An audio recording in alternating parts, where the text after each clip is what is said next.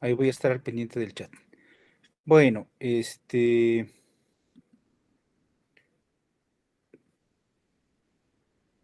¿dónde están los primeros ejercicios? Son...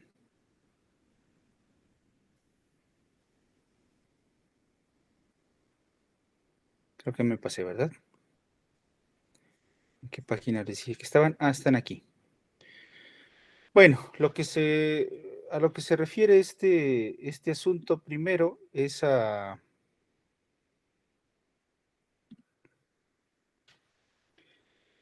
las pendientes, ¿verdad? Nos está diciendo ahí, observe la figura 2B, calcule la longitud del segmento de color gris, la sombra en el plano XY del vector en color verde. Use el triángulo cuyos catetos son el vector gris y el naranja vertical y calcule la longitud del vector verde usando el teorema de Pitágoras. Bueno, vamos a la figura 2B.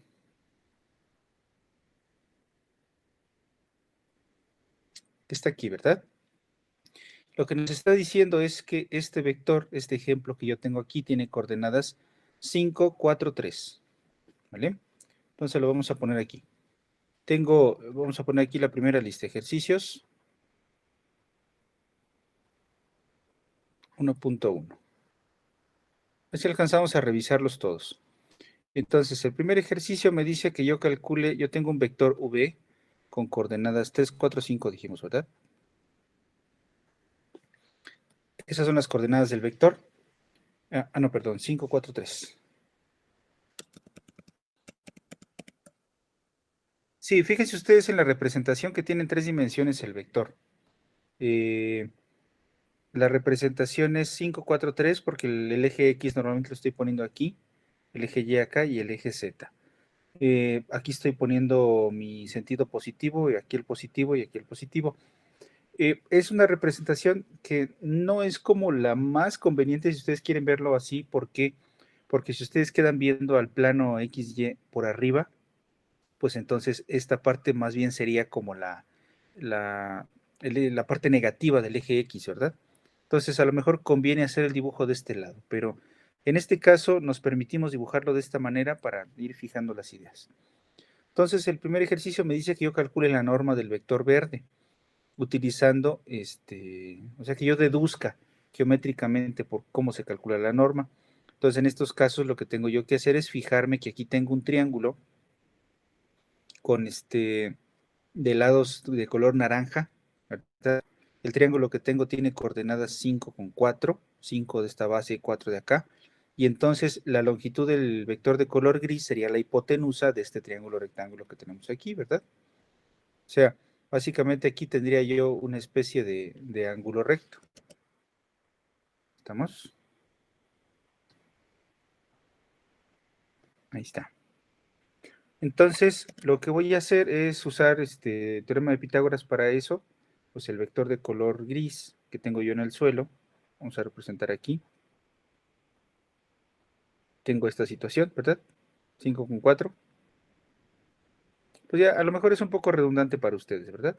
Entonces, la norma de este cuate, el tamaño de pues es el teorema de Pitágoras básicamente para para este dibujo.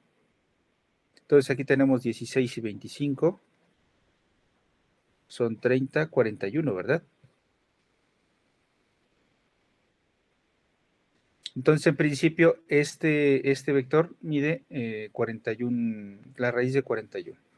Y por otro lado, lo que yo tengo aquí es, si ese tiene raíz de 41, tenemos que raíz de 41, y esta altura son 3, entonces tenemos otra vez un triángulo rectángulo, ¿verdad? El triángulo rectángulo que tenemos es este. O sea, geométricamente es eso. Y como están los dos vectores en un mismo plano, eso es otra cosa. Dos vectores cualesquiera siempre van a estar en un plano. Entonces, calculo Pitágoras para este otro lado, ¿verdad? Entonces, por otro lado, tengo aquí esta base que mide raíz de 41, una altura de 3, y entonces lo que yo quiero hacer es calcular la norma del vector verde. Lo voy a poner de azul de aquí. Entonces, ¿cuáles son las operaciones? Pues Pitágoras otra vez, ¿verdad? Entonces, este vector de color azul va a tener coordenada, va a tener longitud, la raíz de la raíz de 41 al cuadrado más 3 al cuadrado. O sea, fíjense lo que pasa. La raíz de 41 al cuadrado, pues me da 41 otra vez, que finalmente este 41 que queda aquí sin la raíz es la suma de estos cuadrados. Entonces, más 3 al cuadrado. ¿Vale? O sea, 41 más 9, que son la raíz de 50. Y esa sería la norma de este vector. ¿Vale? Entonces, en conclusión, las notas, recuerden ustedes que están hechas para alguien que ve las cosas por primera vez, pues que la norma de V, y para las nuevas, se puede utilizar esto o más simplemente, se escribe con mayor facilidad el valor absoluto, ¿verdad? La norma es finalmente la raíz de los cuadrados. ¿Vale? Es lo que se quiere concluir, pero geométricamente. ¿Vale? Eso es lo que nos está pidiendo el primer ejercicio. Voy a estar ahí al pendiente del chat, por si hay alguna duda. Sale, 2. El segundo ejercicio. ¿Me detienen, por favor, si hay alguna duda? Me voy a ir rápido para no detenernos demasiado en estos conceptos. Nos dice, de un vector en el plano cuya inclinación de un vector en el plano, o sea, proporciona un vector en el plano, cuya inclinación sea la misma que la de la recta, y igual a 3x más 1 y y igual a un medio de x menos 3. ¿Vale? Entonces, esto a lo mejor vale la pena que lo hagamos en GeoGebra. ¿Qué es lo que se quiere en este ejercicio? Que ustedes lleguen a la conclusión de que se puede expresar de dos maneras diferentes la inclinación de un plano, de una recta, ¿sale? A través de una pendiente, como lo conocemos desde geometría analítica del bachillerato, o de un vector, ¿vale? Entonces, el y igual a 3x más 1 es esta recta que tenemos aquí, y lo que me está pidiendo es que yo dé un vector que tenga la misma inclinación de esta recta, ¿sale? Entonces, ¿qué cosa era la pendiente? Si ustedes recuerdan, el 3x representaba podía yo representarlo a través de un segmento, ¿verdad? Aquí tenía yo una unidad de base por 3 unidades de altura, y entonces este 3 entre 1, lo que representaba era la pendiente. O sea, de alguna manera me está diciendo qué tan inclinada está la recta. Lo que dice el ejercicio es que yo proporcione un vector que tenga la misma inclinación que esta recta. ¿Qué tengo que hacer? Pues bueno, vamos a ponerlo como V 3,1. Perdón, 1,3, ¿verdad? ¿Por qué lo tengo que poner de esta manera? Porque recuerden ustedes que la Y era el numerador en las pendientes y la X era el denominador. Entonces, en este caso, tengo yo que invertir los parámetros, ¿verdad? Fíjense en el vector de color rojo. Este vector de color rojo tiene coordenadas 1,3. ¿Por qué? Miren cómo lo está poniendo, 1,3. ¿Por qué? Porque 3 en Y y 1 en X. Esa es la lectura que le dábamos en dos dimensiones, ¿se acuerdan? Y bueno, hay varias cosas que decir aquí al respecto. Cuando este vector representa una inclinación, ¿verdad? Representa una dirección, tiene magnitud, puede representar una fuerza. Pero ustedes saben que si esta fuerza se mueve en el plano, bueno, aquí no me va a dejar mover, la verdad.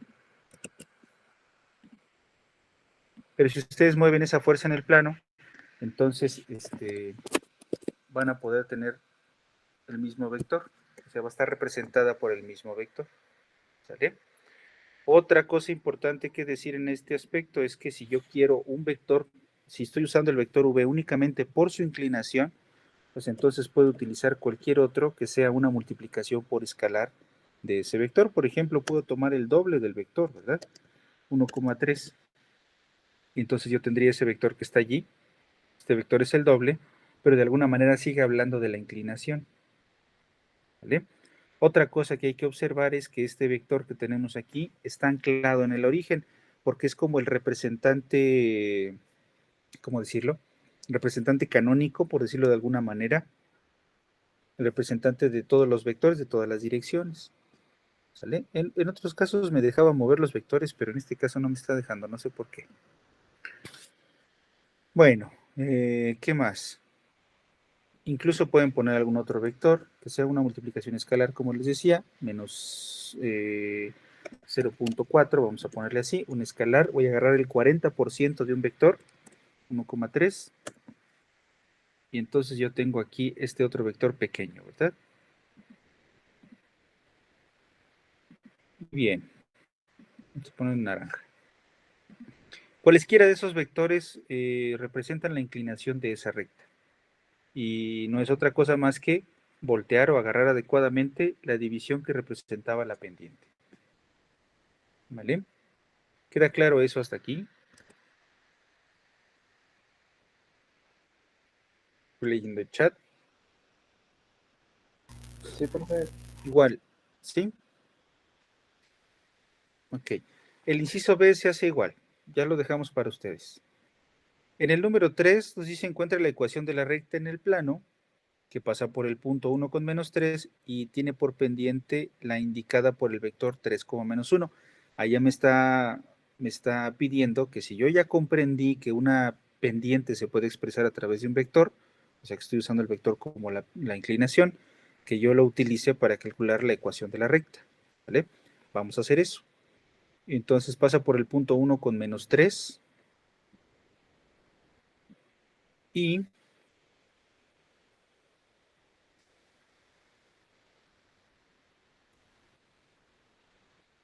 pasa por el 1 con menos 3 y dependiente tiene algo así, y ahorita vamos a ver a qué me refiero con esto, como el 3, menos 1. Ok. En realidad me están dando un vector de dirección, ¿verdad? Me están diciendo que la pendiente es esta. Ok. Pero yo en el ejercicio anterior ya me di cuenta de que si la pendiente de una recta en el plano se representaba como A entre B, entonces era lo mismo que decir que la pendiente está representada por el vector B, A, así con los signos. ¿Vale?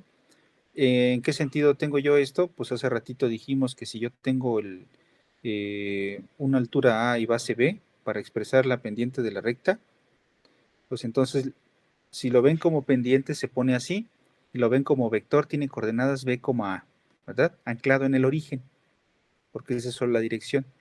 Ya ahorita en un momentito más, cuando veamos la ecuación paramétrica de la recta, o incluso la clase de mañana, vamos a ver cómo es que se saca el vector del origen. ¿Vale? Todo ese tipo de detalles que uno debe de tener muy claros. Sale, entonces, esto es 3, menos 1, es el vector. Entonces, esto quiere decir que la pendiente que yo estoy buscando es, ¿qué cosa? ¿Cómo lo ponemos? Lo voy a dibujar. 3, menos 1. Ok, estamos, sí, así. Esa es la pendiente es el vector que me dice cuál es la inclinación. Entonces, como pendientes, ¿cómo se vería? Se vería un menos 1 sobre 3, ¿verdad? Entonces, si este es el punto y este es la pendiente, pues bueno, usamos la ecuación que ya sabíamos, ¿verdad? Les pongo la fórmula. Todo esto es para ir recordando cosas. Esta era la ecuación cartesiana de la recta. Entonces tengo y menos y1, que sería más 3, por esta coordenada, es igual a la pendiente, que es menos un tercio, por x menos 1. Y pues ya todo lo demás es algebrita. Entonces me queda menos un tercio de x, más un tercio. Entonces y es menos un tercio de x. Un tercio menos 3 enteros son 9 tercios, ¿sí, verdad? 8 tercios. Así. Esa es la ecuación de la recta. Es que me están pidiendo, ¿vale? Bueno, ¿qué más? Y ya básicamente con eso terminamos estos ejercicios, pues les comentaba que son más o menos sencillos, ¿verdad? Simplemente son como un criterio para verificar si estoy entendiendo las cosas.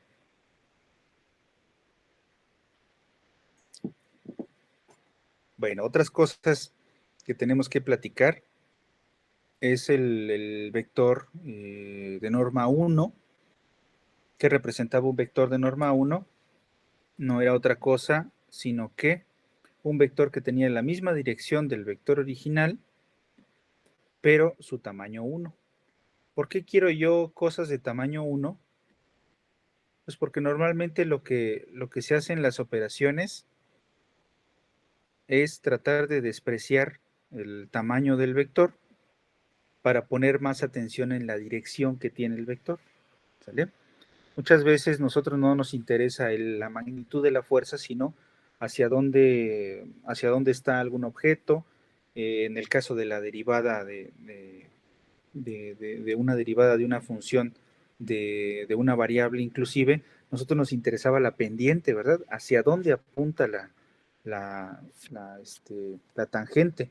O incluso si tú estás viendo una persona que está en la montaña rusa, si desafortunadamente sale volando en algún momento, bueno, ¿en qué dirección va a salir volando, verdad?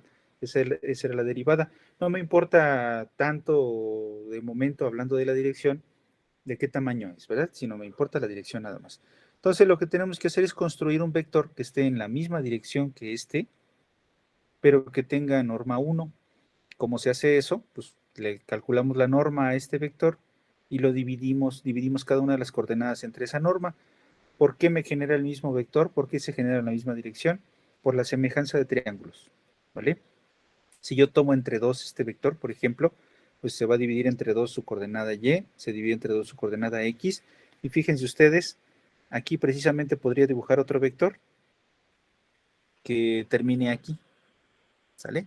Entonces, a eso es lo que le llamábamos el vector unitario, un vato de norma 1. Entonces lo vamos a hacer aquí. Creo que este ya es el 2 punto no sé qué, ¿verdad?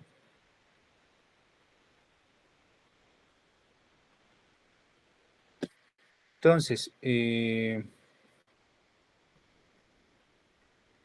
bueno, ahorita vamos a hablar de eso. Permítanme nada más hablar de un vector unitario, es muy importante. Vector unitario, si ustedes tienen en 2 dimensiones, por ejemplo, 7,4, entonces el vector de norma 1, la gente lo escribe así, vean. Es muy común que les escriban el vector de esa manera, solo que esto es un abuso de notación, porque si lo ven de esta manera, se está hablando de un vector que se está dividiendo entre un escalar, lo cual no es correcto, ¿verdad? Un vector no se puede operar con un escalar de esa manera. No tiene sentido la división de vectores. Pero bueno, como es un abuso de notación que normalmente nos permitimos porque toda la gente tiene claro que se trata de un escalar multiplicado por el vector, ¿sale? ¿Qué quiere decir eso? Yo construí un escalar que me permite eso, estirar o aplastar el vector en la medida que yo quiera. Entonces, finalmente de lo que se trata esto es de esto, ¿verdad? Pero bueno, cuando podamos escribir bien las cosas, cuando no nos presuponga mucho trabajo, lo vamos a hacer. Entonces, primero, quisiera yo sacar la norma del vector, de qué tamaño es. Pues ya platicamos hace ratito que es una especie de Pitágoras. ¿Sale? Pues 49 más 16 son 50, 65. La raíz de 65, no sé cuánto es. Entonces, el vector unitario en la dirección de V va a ser, ¿qué cosa? 1 entre la norma de B por V. ¿Sale? ¿Qué quiere decir eso? Que cada una de las coordenadas la voy a dividir entre 1 y entre raíz de 65, o sea, lo voy a multiplicar por ese valor para que el vector termine siendo en la misma dirección, pero de tamaño 1. ¿Vale? ¿Cómo se escribe para no estar usando tantos decimales y cosas por el estilo? Nosotros sabemos que un escalar, cuando se multiplica por un vector, afecta a todas las coordenadas, precisamente por eso de la semejanza, ¿verdad? Entonces, si mi vector original era el 7,4, vamos a representar, digamos, aquí. Este es el vector v en 7,4. Entonces, el otro vector va a quedar en la misma dirección. Esto es solo esquemático, ¿eh?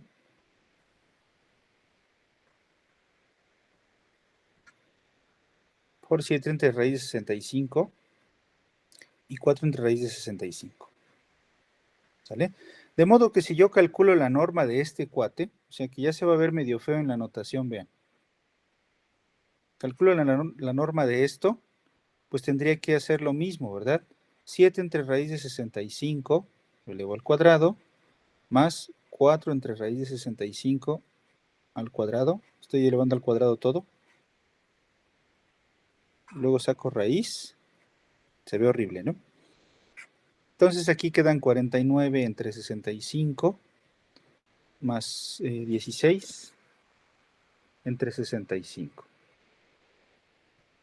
Y entonces esta suma me va a dar pues lo mismo, ¿verdad? 65 entre 65, o sea 1, o sea raíz de 1, entonces me da 1. ¿Sale? Las coordenadas de estos vectores, seguramente ya ustedes también lo analizaron, la gente les llama cosenos directores.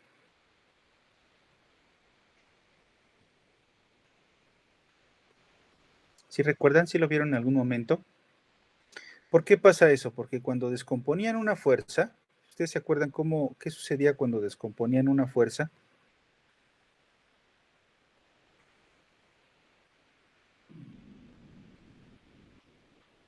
Pues a ustedes les gustaba poner la componente en X y la componente en Y. Seguramente lo vieron también en algún curso de física. Entonces, esta es una fuerza F, digamos. Pues a la gente le gustaba saber cuál era esta componente que le llamaban F sub y cuál era esta otra que era F sub X, ¿verdad? Y les dijeron, fíjate en el ángulo θ, entonces la componente en Y, hablando de magnitudes nada más, no estoy hablando de sentidos ahorita, F de Y iba a ser F por seno del ángulo, ¿sale? Y F de X iba a ser F por coseno. De modo que si resulta que tu vector mide 1, entonces esto es un 1, esto es un 1, y entonces en lo que se convierten las coordenadas es en F de Y solamente seno y F de X solamente coseno, ¿verdad?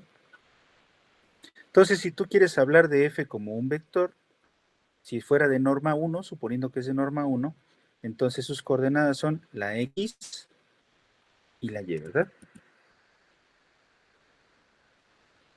Pero bueno, hay gente que dice que que representa cosenos directores. ¿Por qué? Porque este coseno de θ yo lo estoy usando respecto del eje X, ¿verdad? El ángulo está en relación con el eje X. Y hay gente que le gusta poner de este lado, hablar de este otro ángulo, que es el complemento de θ, o sea, lo que le falta a θ para 90, vamos a decirle phi. Entonces aquí la gente pone coseno de phi, que es lo mismo que seno de θ. ¿Sale? Seno de θ es esta altura, entonces si yo me fijo en este triángulo, es coseno. ¿Sale? Y de esta manera está uno hablando de los cosenos respecto de los ejes. ¿Vale? Entonces, cuando resulta que la norma de un vector es 1, las coordenadas, cualquier cosa que esto signifique, cualquier decimal que esto sea, esto es el coseno del vector respecto de la eje X y el coseno del vector, del ángulo que forma el vector respecto del eje Y. ¿Sale? Por eso les llaman coseno directores, porque nos dice a través del coseno cuál es la dirección del vector respecto de los ejes. ¿Vale? A ver si hay alguna pregunta. Creo que no, ¿verdad? Bueno, por eso es importante el vector unitario. Igual estoy haciendo apuntes que seguramente ya ustedes vieron, pero es una especie de revisión, ¿verdad? Para saber si no hay alguna duda por ahí. Bueno, entonces, los ejercicios, ¿qué me están pidiendo los ejercicios? Al final les comparto este archivo en PDF también, para que lo tengan allá a la mano. Las notas de la clase. Sale. El ejercicio 1, los vectores 2,3 y 6,9 son paralelos. ¿Por qué? Bueno, otra cosa que me faltó decirles hace un ratito es que normalmente en los cursos, cuando está uno aprendiendo vectores, hay ejercicios en donde nos dicen, vamos a hablar aquí de paralelismo.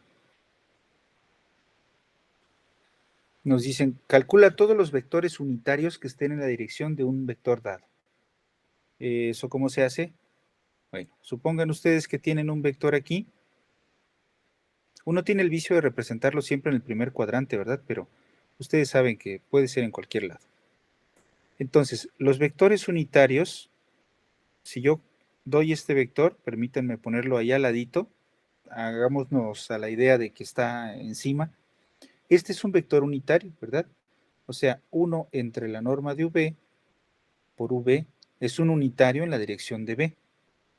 Pero también lo es otro vector. También lo es menos 1 entre V por B. Ese vector, ¿quién sería? Sería lo mismo, pero aquí. Este también es un vector unitario. Este vector también me da la idea de la dirección, solo que es como el reflejo. Entonces, ante ese tipo de problemas, esas preguntas donde les dicen cuál es el vector unitario, cuáles son todos los vectores unitarios que están en la dirección de V, pues las respuestas son este que nosotros obtuvimos y este otro. ¿Vale? En nuestro ejemplo hace rato teníamos 7 y 4, ¿verdad? Perdón. Entonces, este vector amarillo, ¿a qué se refiere? 7 entre raíz de 65, 4 entre raíz de 65, es un vector unitario en la dirección del 7, 4, mientras que el vector de color rojo, que tiene coordenadas menos 7 entre raíz de 65 y menos 4 entre raíz de 65, también es unitario y también está en la dirección, ojo, en la dirección del vector V. No en el sentido, ¿verdad? Pero bueno, si yo prolongo el vector, prolongo una recta encima de cualquiera de los dos vectores, genero la misma recta que genera el vector V, de color azul. ¿Vale? Bueno. Ahora, cuando estos vectores, pues nosotros vemos que son paralelos, quiere decir que pues yo los puedo poner en rectas, sobre rectas paralelas, ¿verdad? La idea que tenemos de paralelismo. Pero como un vector puede ir paseando en el espacio, puedo yo poner, por ejemplo, puede ser que este vector que tengo aquí resulte ser el 2 veces el 7,4, o sea, 14,8. Pero si fue resultado de una configuración de fuerzas por allí en el espacio, pues seguramente lo voy a tener que representar así. Piensen ustedes que se hizo por allí alguna suma de fuerzas, con la ley del paralelogramo, ¿verdad? Fue una resta de vectores, por decir algo, y se generó esto, ¿no? Entonces, este vector, si yo lo comparo con el vector V, que es el 7,4 y está anclado en el origen, pues yo voy a observar que son paralelos, ¿verdad? Están sobre líneas paralelas. Pero, ¿cómo se ve ese paralelismo en cuestiones algebraicas? Pues bueno, lo acabamos de decir, ¿verdad? Si yo puedo poner el vector verde en términos del vector azul a través de un escalar, o sea, puedo yo multiplicar un vector para obtener el otro, entonces voy a decir que son paralelos, ¿sale? Entonces, esa es como la conclusión o el criterio. U y B son paralelos, se escriben así.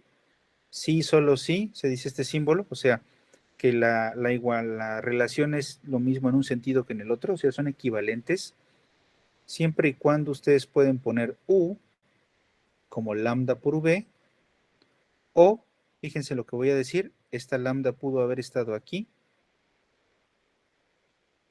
y ponerlo así, ¿verdad?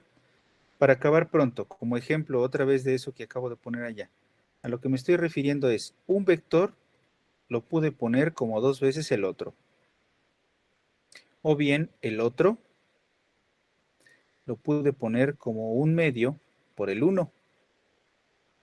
¿Sale? Cuando esta relación se verifica es cuando yo tengo dos vectores paralelos. Y bueno, también tiene sentido poner algún escalar de negativo, ¿verdad? O sea, por decir algo, el vector 5,7, bueno, no vamos a tener el vicio de poner puras coordenadas positivas. Este vector, por ejemplo, si yo lo multiplico por menos 3, bueno, no está tan bien hecho mi dibujo,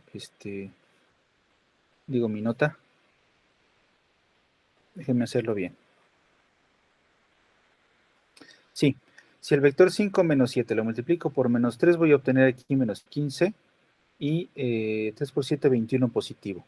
Este vector, si le llamo V, este le llamo U, yo puedo decir que son paralelos. Porque se tiene esta relación, o al revés, si se tiene esta relación, entonces son paralelos.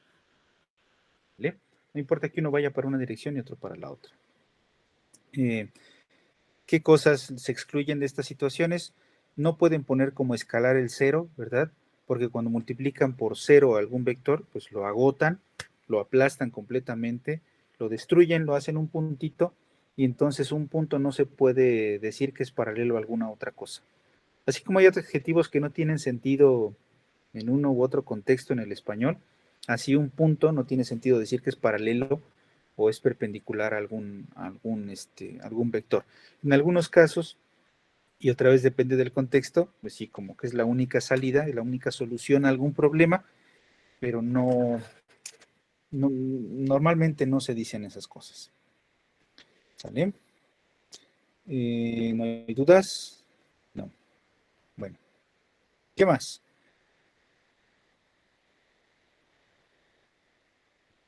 Los vectores son paralelos, ¿por qué? Pues ya dijimos por qué, ¿verdad? ¿Qué sucede si en vez de tomar B como lo hemos definido, tomamos acá? Ya ustedes redactan las conclusiones. Número 2. Encuentre un vector de norma 1 que indique la pendiente de la recta en el plano. Solo hay dos posibles respuestas. Bueno, también ya lo dijimos. Número 3. Considere el paralelogramo formado por estos vectores. Úselo para hallar los vectores diagonales de dicho paralelogramo. Sale. No voy a hacer el 3, pero voy a platicar el principio. ¿Vale? Entonces, de la lista... Ya puse el título ya, ¿verdad? Sí, ya. Bueno, el ejercicio 3.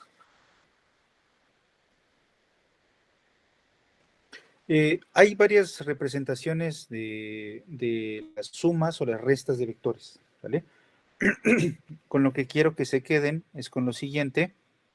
Digo, en un curso normal, pues uno se detiene a hacer las cosas con mucho cuidado, va uno verificando ejemplos, pero en este caso lo vamos a hacer así rapidísimo.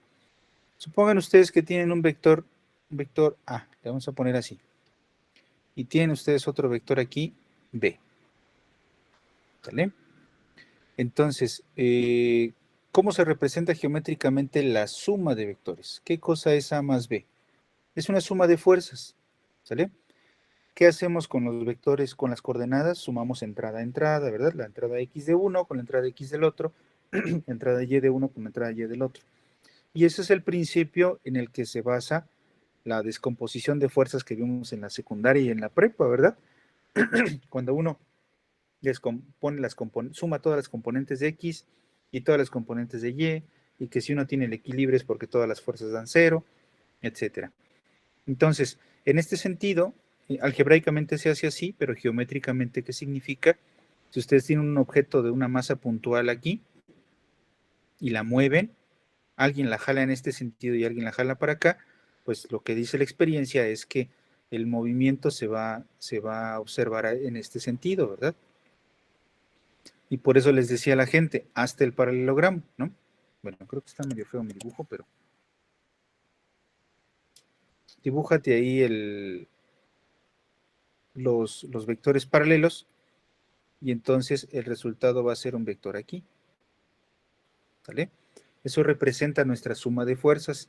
El vector de color amarillo es la suma de A con B, ¿verdad?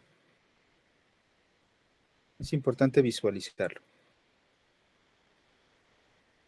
Ahí está. Y entonces es bonito esto en geometría, cuando hablamos de este tipo de vectores, porque no necesito yo un tercer símbolo para la suma.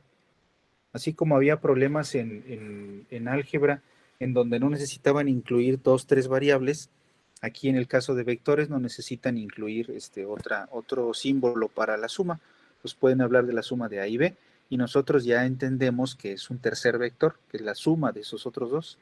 Y no solo eso, sino que también cuando ponen A más B, ustedes le dicen a la gente cómo se pudo construir ese vector 9. Por otro lado, la resta tiene un poquito más de, es un poquito más, requiere un poquito más de trabajo para visualizarse, ¿vale? Si ustedes tienen aquí A, y aquí tienen B de nuevo,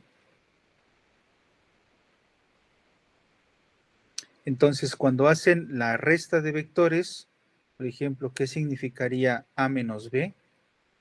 Pues en física normalmente significa distancia final menos distancia inicial, si es un desplazamiento, o a esta fuerza le quitas esta otra, etcétera, ¿vale? Entonces, es una especie de suma, si quieren verlo así, con el negativo de la fuerza B. ¿Cuál es el negativo de la fuerza B? Pues es una fuerza que va con la misma magnitud, pero en el sentido contrario, ¿vale? Esto es menos B. Y entonces, si hacen la ley del paralelogramo con A y con B, tendrían que construir ustedes un paralelogramo por aquí, ¿verdad? Y finalmente la resta, o sea, el A menos B o A más menos B, sería este vector de aquí. ¿Sale? Esto es A menos B, según la ley del paralelogramo. Pero este vector, como nosotros lo estamos anclando en el origen, pues está hablando de esa fuerza representada con un vector anclado en el origen. Pero finalmente, para darle un poquito más de sentido, lo que hace la gente es trasladar este vector de aquí encima. Yo los invito a que hagan por ahí algún ejemplo en GeoGebra y van ustedes a ver que este vector tiene bonita representación allí. O sea, nos gusta más representarlo aquí que representarlo aquí abajo. ¿Por qué? Porque no tengo yo que hacer la construcción de voltear el vector y luego sumarle esta cosa.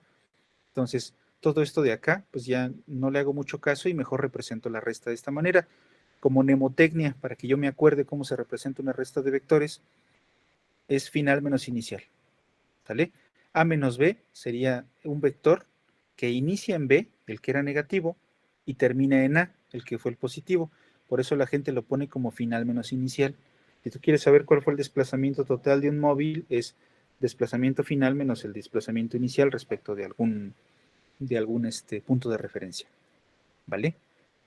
Entonces, en resumidas cuentas, la suma de los vectores se ve así, es la diagonal, y la resta de los vectores es la otra diagonal. ¿Sale? Si ponen B menos A, pues el vector va a estar en la dirección contraria. La colita va a estar aquí y la flecha de este lado. ¿Vale? Creo que vamos bien, ¿verdad? Porque no he visto dudas ahí en el chat.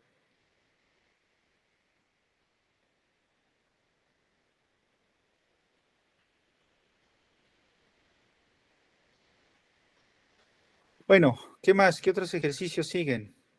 4, cómo sacar este valor de la expresión. Propiedades de la norma, eso lo vamos a dejar de tarea. Convénzase de que esta cosa, el ejercicio 5 estaría genial que lo hagan con 2 ejemplos, les está pidiendo ahí, pero que lo hagan con de manera geométrica. O sea, pueden verificarlo de manera algebraica, por supuesto se va a ver, ponen ahí un ejemplo de un vector U, un ejemplo del vector B, hacen las operaciones, se van a dar cuenta de que no son lo mismo, pero me gustaría que lo revisaran, ¿vale? Que alguien me diga cuál es el principio geométrico que permite decir que esto no es lo mismo. ¿Cuál es el objetivo de esto? Mostrar qué sucede como en la raíz, que la raíz no se comporta bien con las sumas, ¿verdad? O sea que la raíz de una suma no es no necesariamente la suma de las raíces. Es como para tomar conciencia de las propiedades de la norma, ¿vale? Y, ¿qué más?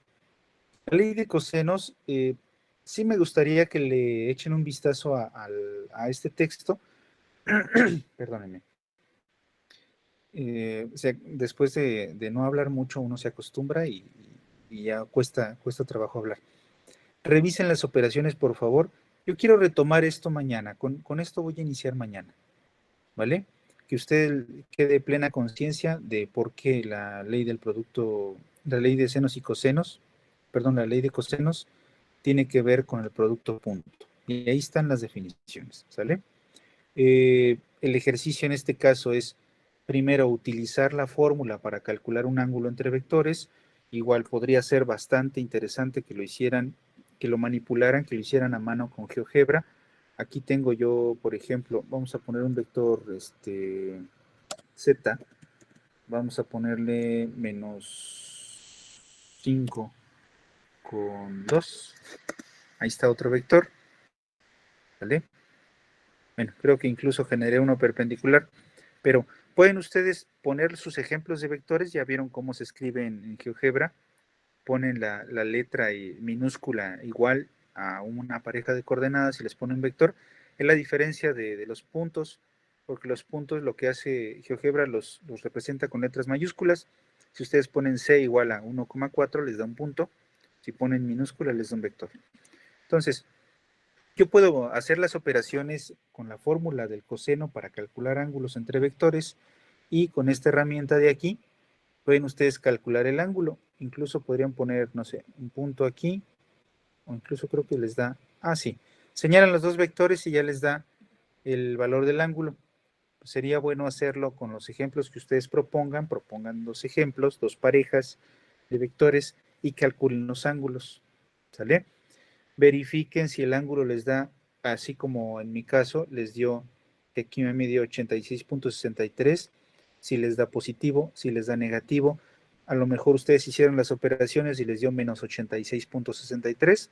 Habrá que ver por qué les da negativo, ¿vale? Y sacar ese tipo de conclusiones.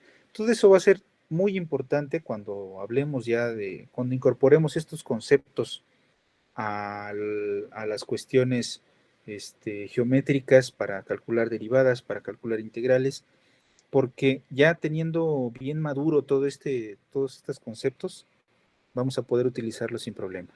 Y vamos a saber leer nuestros resultados, sobre todo. ¿Vale? Bueno, dos vectores son perpendiculares, sí, solo sí. B.W es 0. Esto es un resultado más o menos similar al resultado del paralelismo, solo que como el coseno de 90 grados es cero, entonces por eso es que el producto punto cuando es cero está hablando de vectores perpendiculares y al revés, ¿verdad? Vectores perpendiculares se observan cuando el producto punto es cero. Y bien, los dos punto 2, ¿qué dice el ejercicio? 1, considera el vector 1 menos 2, calcule u.u y por otro lado esto. Bueno, esto es un ejercicio heurístico, se le llama, para que ustedes, no les digo qué les quiero mostrar, lo van a ver ustedes hasta que hagan la operación, ¿vale? 2, si ves cualquier vector en el plano, ¿qué vector es 0.b? También hay que contestarlo, ya lo dije hace un momento. Propiedades del producto escalar, ¿qué pasa con estos tres vectores? Si lambda es un número real que no es cero, o sea, no es un número que me aplaste. Bueno, ojo, esto que está aquí es el producto punto de vectores, no es un escalar por un vector. Todo este tipo de cosas hay que tenerlas muy claras. Cuando desafortunadamente a alguien le va mal en un examen y escribe cosas como que la norma de algún escalar o se patina por allí con alguno de esos detalles, hay que tener mucho cuidado porque para cualquier profesor que ustedes hagan algo como eso, que confundan un escalar con un vector, que se opere un vector como si fuera un escalar, ese tipo de cosas dejan en evidencia que uno no está entendiendo los conceptos, ¿vale? Por eso es que les pongo este tipo de ejercicios al inicio, porque lo más importante antes de usar conceptos más sofisticados es entender todas estas operaciones, ¿vale? Y no es un mal señalamiento hacia ustedes de ninguna manera, más bien son como las reglas de etiqueta, ¿verdad? Cuando uno tiene un error ortográfico garrafal, pues a veces es vergonzoso para uno, ¿verdad? A cualquiera nos pasa, estamos distraídos o finalmente nunca hemos visto la palabra y la escribimos mal, sucede, ¿verdad? De ese mismo modo, confundir un escalar con un vector en las operaciones o en los conceptos puede suceder y es como tener un error de ortografía grave, ¿vale? Entonces hay que tener mucho cuidado con eso. Antes de avanzar hay que hacer un examen de conciencia. ¿Entiendo yo bien todo este tipo de cosas? Sí, adelante, no, entonces hay que revisarlo. Propiedades del producto escalar. Tengo yo esos tres vectores y si lambda es un número real no cero, calcule el valor del producto punto en un sentido y en el otro. ¿Cómo son entre sí? Como para tomar conciencia de qué está pasando, ¿verdad? ¿Qué sucede con esto y con esto también? Eh, Van ustedes a usar estos vectores que están aquí. Convénzase de que esto es lo mismo. O sea, hay que hacer esta operación por un lado, luego esta otra, ver que todo me da lo mismo, por qué me da lo mismo, ¿sale? Hay que hacerlo una vez en la vida.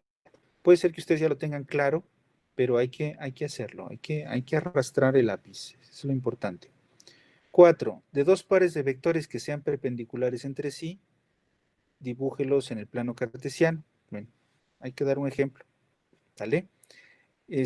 Recuérdenme, por favor, que yo revise este ejercicio 4 y que veamos con qué principio o de qué cosas se valieron ustedes para proporcionar dos vectores perpendiculares en un plano, ¿vale? O sea, una cosa es descubrir que los vectores que me dieron son perpendiculares o los que andaban por ahí son perpendiculares y otra cosa muy diferente es usar un principio, tener conciencia de ese principio para generar vectores perpendiculares, ¿sale? No es trivial, hay que analizarlo. Todo esto es conceptual. 5. Calcule el ángulo entre los vectores. Bueno, eso sí es operacional. 6. Es un hecho conocido que un triángulo cuyas medidas de lados 3 y 4 y 5 forman un triángulo rectángulo. Proporcione tres puntos en el plano que formen un triángulo de estas medidas. Bueno, también es heurístico. Hay que ver por qué demonios me están pidiendo este ejercicio, de qué me va a servir, cuál es el resultado, la conclusión, etcétera. Son ejercicios pequeñitos que dan pie a bonitas discusiones. Y finalmente, 7. Encuentre las medidas del ángulo CAB, el triángulo formado por los puntos. Bueno, este ejercicio es una aplicación de la fórmula que ustedes tienen allá arriba, ¿vale?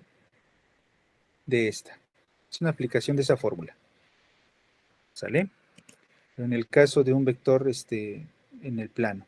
Y este ejercicio se los pongo también porque más adelante vamos a ver cómo calcular incluso el área de ese triángulo a través de la norma de un vector, que es con el producto cruz, ¿sale? Pero bueno, creo que hasta aquí lo dejaremos el día de hoy. ¿Dudas, comentarios?